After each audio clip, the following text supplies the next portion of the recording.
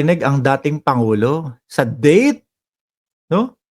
Sa date na ipinost po mismo, si PBBM at mismo, si First Lady Lisa Marcos ang nag-post nun. Sila po mismo sa page po nila talaga, mga kababayan. Sabi nila, sabi ni dating pangulo dito, "Kumusta na kayong lahat?" Ayan. Kung titingnan po natin ang litrato, simpleng-simple po, mga kababayan. Coca-Cola, ano ba yun, mangga ba yun? At kaunting saging na parang medyo may pagka-itim na. Yun lang ang nakahain. Okey lang daw po ang dating pangulo. "Nandito lang ako sa bahay at simple lang ang date night natin." Simple, "Maraming salamat sa mga dasal niyo para sa akin." Former President Rodrigo Roa Duterte. Alam niyo po, mga bossing, nung nakaraang, birthday yata ng dating pangulo yun, meron silang picture. Pinakita yung kanin yata, kung di ako nagkakamali, na may kandila sa ibabaw, 'no? Oo, parang gusto ipakita, ipaalam sa taong bayan na eto lang, ganito lang ang kaya namin. Walang pambiling cake, mga kababayan. Tapos nung medyo nakita na yung katotohanan ng picture, may mga lechon naman pala. Merong mga lechon na nasa harap po, mga bossing. Nai-vlog ko na dito, hanapin niyo na lang po yun, mga kababayan. So sabi ko, yun naman pala ang katotohanan, May lechon, mahal din po ang lechon. 8,000 ang pinakamababa, siguro sobrang mura na nun, 'di ba? Yung kayang cake na kahit tagli 500 o 1,000 piso, wala. So sabi ko sa sarili ko, "Naku, bakit ganito naman pala? Bakit ayaw nilang sabihin sa taong bayan yung totoo?" Maiintindihan ng taong bayan 'yan kung may lechon, kung ganito, kung medyo magarbo ng konti, presidente ka, Alam namin na yung mga estado ng mga pulitiko, talaga naman pong kahit papaano mataas, 'no, kaysa po sa ating mga simpleng mamamayan. Kaya yung mga kung tayo nga po, mga pa-cake-cake, mga pa-lechon-lechon, kaya ho nating bumili noon, mga kababayan. Kung ako ho, simpleng tao, kaya kong bumayad ng $80 per plate ng ano, kahit papaano. Simple lang po tayo, hindi pa tayo ano nun, hindi pa tayo presidente nun. Naiintindihan po natin kung kumain sila ng masasarap, kung uminom sila ng masasarap, pero yung magpapakita nung mga ganito pa, dating presidente, para naman po kaming ano, parang hindi naman po namin alam yung kakayanan ninyo. Tayo nga, mga decorated cake pa, sila pa kaya. Kaya sana 'wag nang magdrama, sabi ni Jorge. Alam ng taong bayan na lang po 'yan, alam na po 'yan. Kasi tuloy na natin, simple lang ang date namin, maraming salamat sa mga dasal ninyo. So dahil nga po nai-post, kaya siguro nag-post o nagsalita ang dating pangulo ng ganyan nung July 18. Ngayong araw lang pala ito, Siguro dahil nakita yung litrato ng ating pangulo. Eto,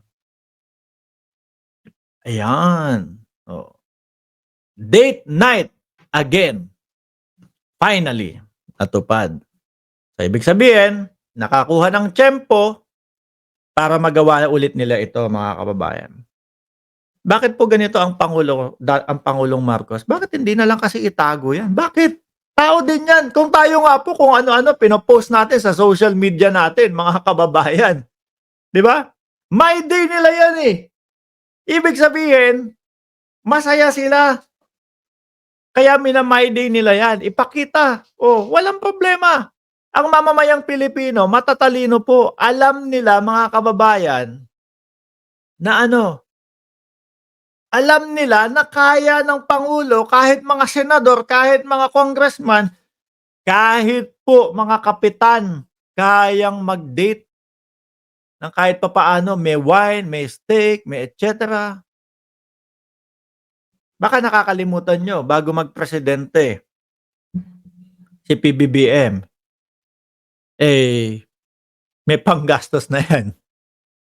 Baka nakakalimutan niyo, 'di ba? Ganda-ganda ng Land Cruiser ng presidente. Yung dito lang,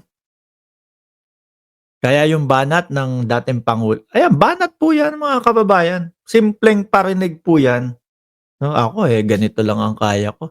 Simple lang ang date namin, 'di ho ba?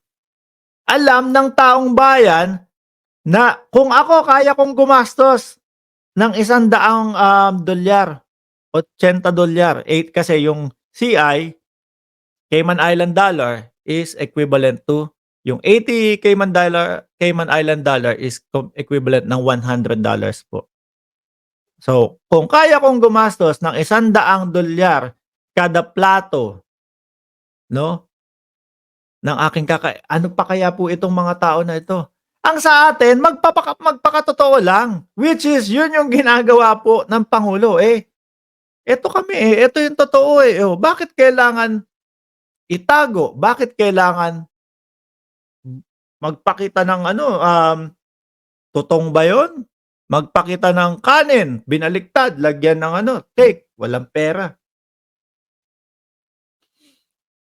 Mga DDS na lang po ang naniniwala dun, mga kababayan.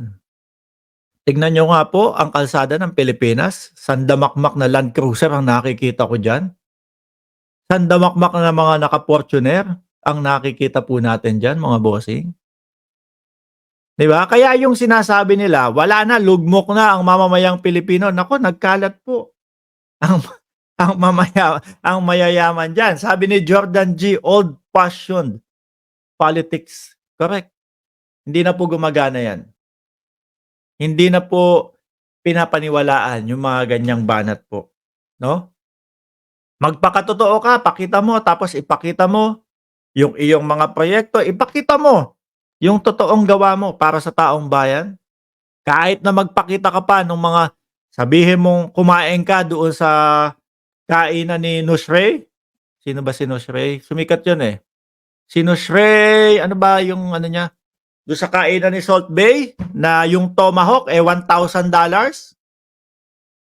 Basta nakikita yung gawa mo, okey na sa taong bayan 'yun. Kasi alam naman nila deserve mo 'yun, 'no?